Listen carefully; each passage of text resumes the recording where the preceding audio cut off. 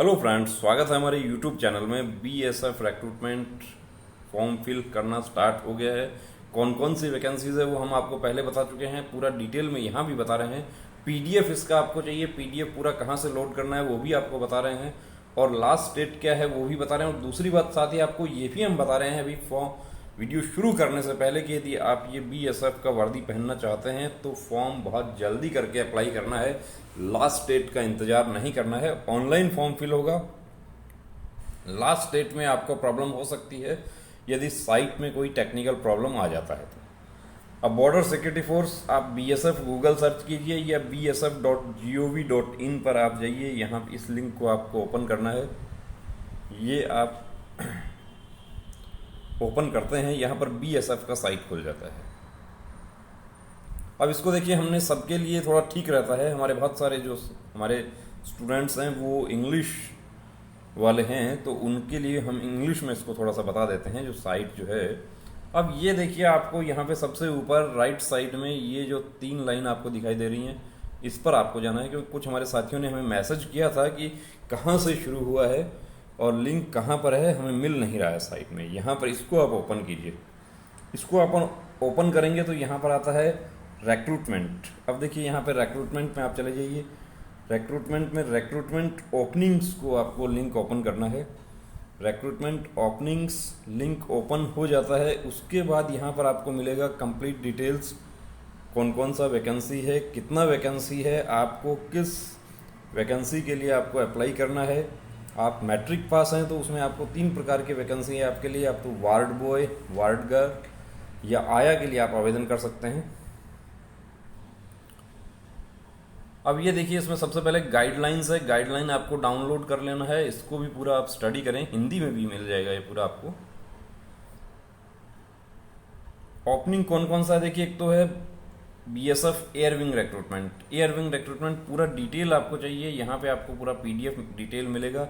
Last date क्या है? Last date है 26 जुलाई 2021, 26 जुलाई। लेकिन लास्ट डेट का इंतजार नहीं करना है, जितना जल्दी से जल्दी हो सके। यदि आप इसके प्रति सीरियस हैं तो अभी से अपनी तैयारी कर दीजिए और कोशिश कीजिए कि हो सके तो आज ही आवेदन कर दीजिए और फिर पूरी ताकत अपनी पढ़ाई में लगा दीजिए। अब अप्लाई आपको करना होगा तो अप्लाई हियर जो लिखा है यहाँ पे आपको क्लिक करना है। इसमें एयरविंग में आपको अप्लाई करना है।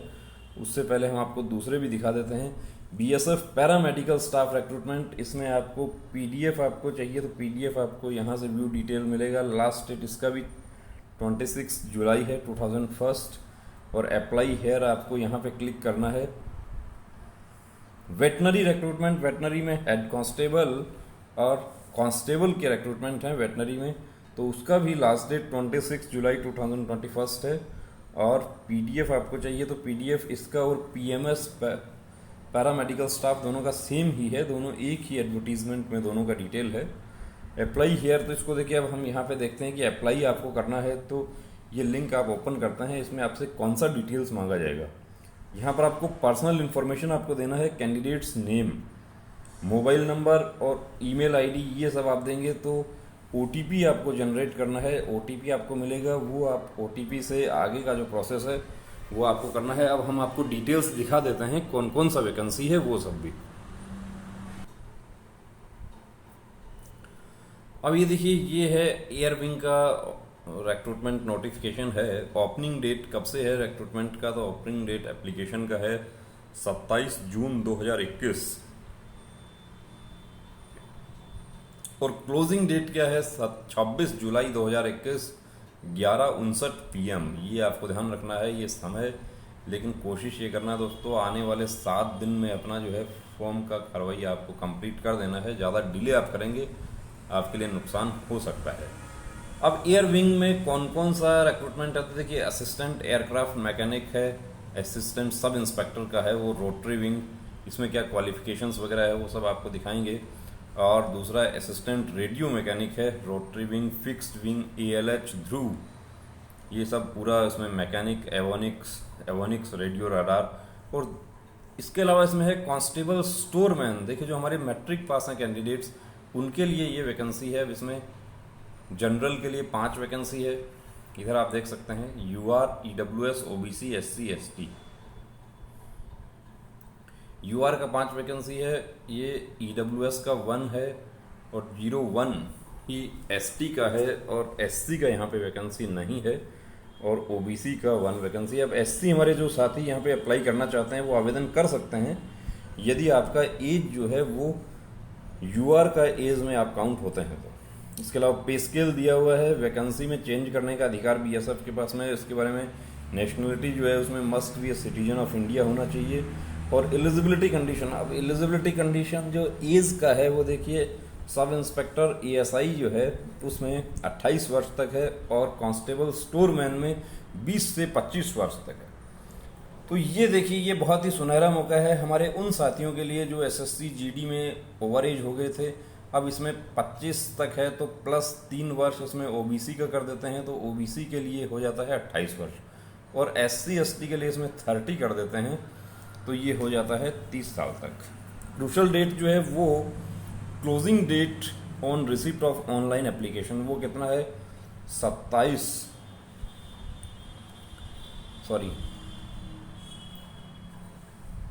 26 जुलाई 2021। तो 27 जून से शुरू हुआ है तो एक महीना कब होगा, 30 डेज होंगे। 26 जुलाई को वहाँ तक आपको आवेदन कर देना और 26 जुलाई को आपकी एज जो है वो 18 से 25 वर्ष के बीच में होनी चाहिए कांस्टेबल स्टोरमैन के लिए। और यदि आप रिजर्व कैटेगरी से बिलोंग करते हैं तो ओबीसी में 28 वर्ष और एससी एसटी में आपको 30 वर्ष आपका एज जो है उस दिन तक कंप्लीट नहीं होना चाहिए। छूट के बारे में बताया गया है, पूरा जो दिया गया है वो सब। और हम आपको एडवाइस करते हैं कि आप आवेदन करने से पहले इसको पीडीएफ जो है वो पूरा इसको पीडीएफ डिटेल में पढ़ें। आप पीडीएफ पढ़ने के बाद में आवेदन करो। और आवेदन जब करते हैं तो जो कंप्यूटर ऑपरेटर है ई मित्र से या सुविधा केंद्र से, जहां से भी आप आवेदन कर रहे हैं, साइबर कैफे से, तो उसके पास बैठ के पूरा डिटेल देना है। ऐसा नहीं है कि उसके ऊपर ही छोड़ दिया कि आप आवेदन कर देना। अब देखिए क्वालिफिकेशन है उसमें, असिस्टेंट सब इंस्पेक्टर के लिए 3 years diploma in relevant trade recognised by the directorate general of civil aviation और group X diploma issued by the Indian air force और preferably 2 years relevant aviation experience after completion of diploma course. ये सब के बारे में बताया गया है। Radio mechanic, assistant radio mechanic, assistant sub inspector है, इनके लिए भी 3 इयर्स डिप्लोमा है, डायरेक्टरेट जनरल सिविल एविएशन के द्वारा रिकॉग्नाइज किया हुआ हो। और टेलीकम्युनिकेशन और इलेक्ट्रॉनिक इंजीनियरिंग या ग्रुप एक्स का रेडियो डिप्लोमा हो, इशूड बाय इंडियन एयरफोर्स और 2 इयर्स का एक्सपीरियंस है, वो भी बताया गया। कांस्टेबल स्टोरमैन जो है, हमारे बहुत सारे साथी जो है वो मैक्सिमम तादाद इनकी है। तो मैट्रिकुलेशन पास जो आपका, अब इसमें देखिए लिखा है मैट्रिकुलेशन पास विथ साइंस, तो साइंस से आपको डरने की जरूरत नहीं है। मैट्रिकुलेशन में साइंस, सभी बोर्ड जितना भी है हमारा देश भर में, उनमें सब में साइंस एक सब्जेक्ट होता है। 10वीं पास आपको साइंस के साथ होना चाहिए। Must have 2 years working experience in store और warehousing of any government और पब्लिक सेक्टर। देखिए ये सबसे बड़ा यहां पर जो है,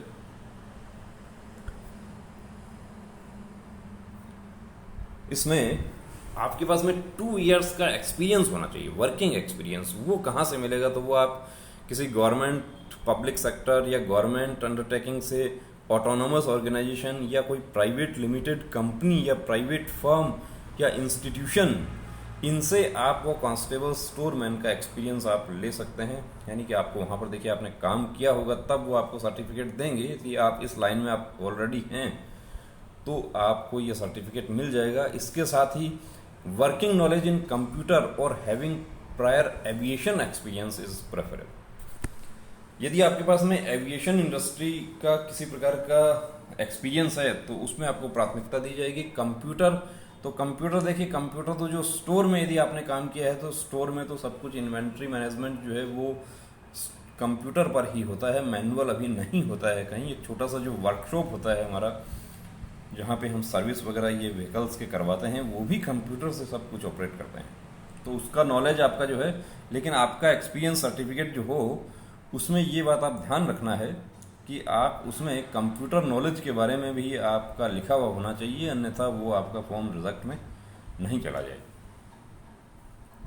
अब हाइट कितना है, हाइट जो है ईएसआई सब इंस्पेक्टर और एएसआई जो दोनों ही एएसआई जो हैं, sub inspector assistant sub inspector, assistant aircraft mechanic और असिस्टेंट रेडियो मैकेनिक, दोनों के लिए 165 सेंटीमीटर हाइट है। फीमेल भी इसमें आवेदन कर सकती हैं, उनके लिए 150 सेंटीमीटर हाइट है।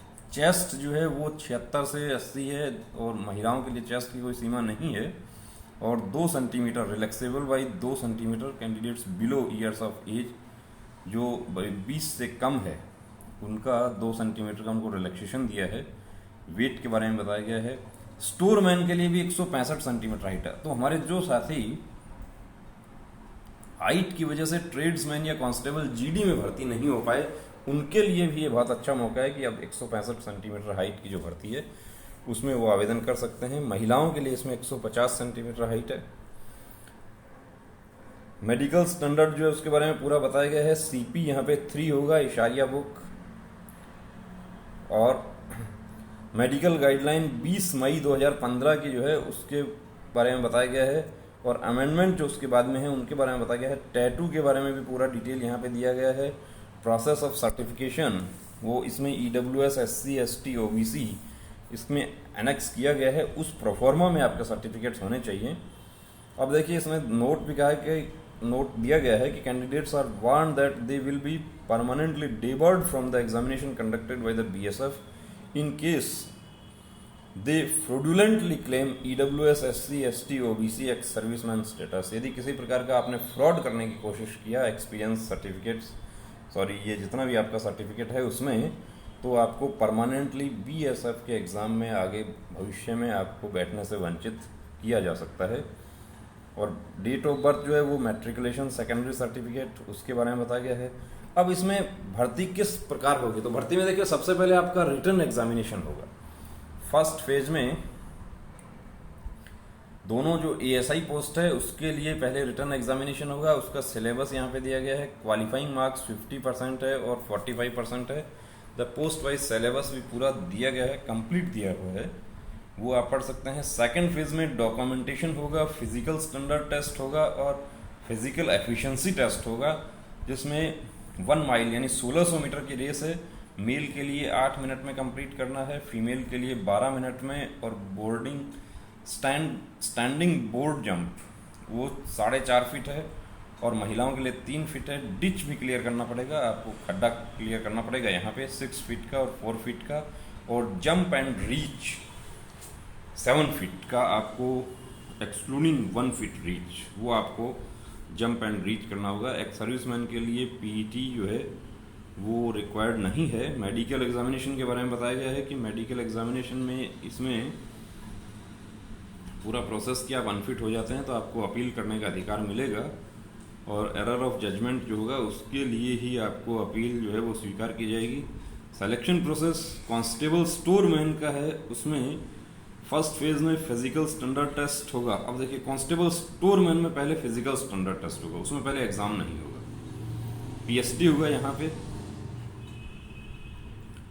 और फिजिकल स्टैंडर्ड टेस्ट में जो डिस्क्वालीफाई होंगे वो आउट हो जाएंगे। और फिजिकल एफिशिएंसी टेस्ट यहाँ पे 5 किलोमीटर्स रन होगा 24 मिनट्स में। फीमेल के लिए 1600 होगा 8 मिनट 30 सेकंड में, यानी कि जो SSC GD वाला जो है वो यहाँ पर फिजिकल एफिशिएंसी टेस्ट आपके लिए लागू होगा। और सेकंड फेज में आपका एग्जामिनेशन होगा। एग्जामिनेशन जो है उसमें कौन कौन से सब्जेक्ट्स होंगे वो देखिए पूरा बताया गया है कि जनरल अवेयरनेस होगा 25 नंबर का, जनरल इंग्लिश होगा 25 का, न्यूमेरिकल एप्टीट्यूड 25 का, मैथ और टेक्निकल सब्जेक्ट यानी स्टोर से रिलेटेड जो है, स्टोर कीपर की जो ड्यूटीज़ हैं, स्टोर कीपर क्या काम करता है, स्टोर कीपर किस तरीके से इन्वेंट्री मैनेज करता है, ये सब जो है, या कुछ पार्ट्स की जानकारी एविएशन से रिलेटेड, क्योंकि ये भर्ती जो है वो एयरविंग की है, तो अपेक्षा की जाएगी आप लोगों से कि आपको एविएशन इंडस्ट्री का, कंप्यूटर का ये सब जानकारी होनी चाहिए। उसके 25 क्वेश्चंस होंगे। और syllabus of technical subject for written examination वो भी इसमें दिया हुआ है इसी PDF में, वो आप देख सकते हैं वहाँ पे। और थर्ड फेज में candidates who will qualify in first phase examination and second phase examination will appear before the selection board for third phase examination. Documentation and medical examination होगा 95 बटालियन BSF भोंडसी गुरुग्राम। हरियाणा में होगा ऑन ड्यू डेट, और उसके बारे में आपको सूचना email address या एसएमएस कॉल लेटर के द्वारा आपको दी जाएगी। और डॉक्यूमेंटेशन होगा आपका, मेडिकल एग्जामिनेशन होगा। मेडिकल एग्जामिनेशन का प्रोसेस वही है कि 15 डेज़ का आपको रिव्यू मेडिकल एग्जामिनेशन के लिए अपील करने के लिए आपको टाइम दिया जाएगा। और उसके बाद में ड्रॉल ऑफ फाइनल मेरिट लिस्ट, उसके बारे में पूरा बताया गया है।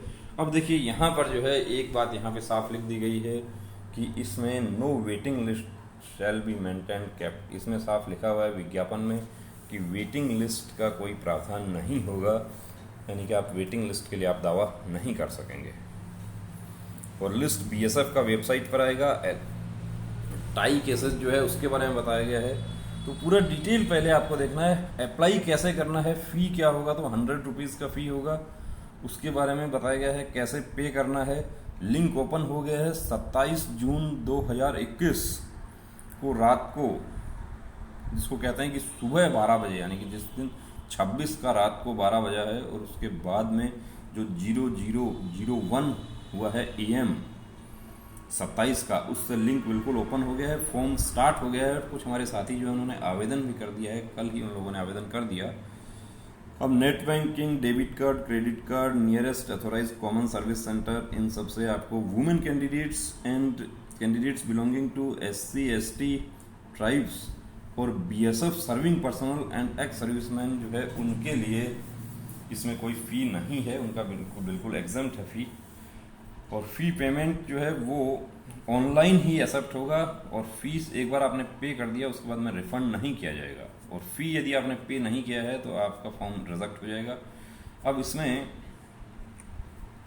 Candidates can opt for following centres as per post wise mentioned for appearing in different selection stages of recruitment. कि यदि आप ESI के लिए आवेदन कर रहे हैं तो आप दिल्ली के लिए, आप दिल्ली में आपको कमांडेंट 95 बटालियन है गुड़गांव।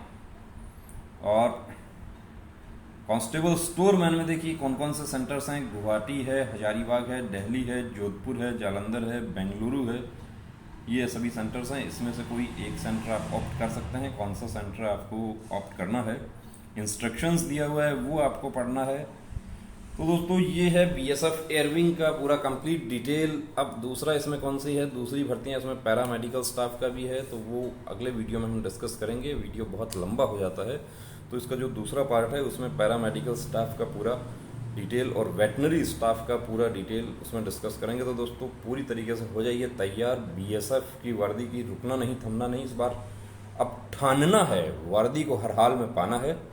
जय हिंद।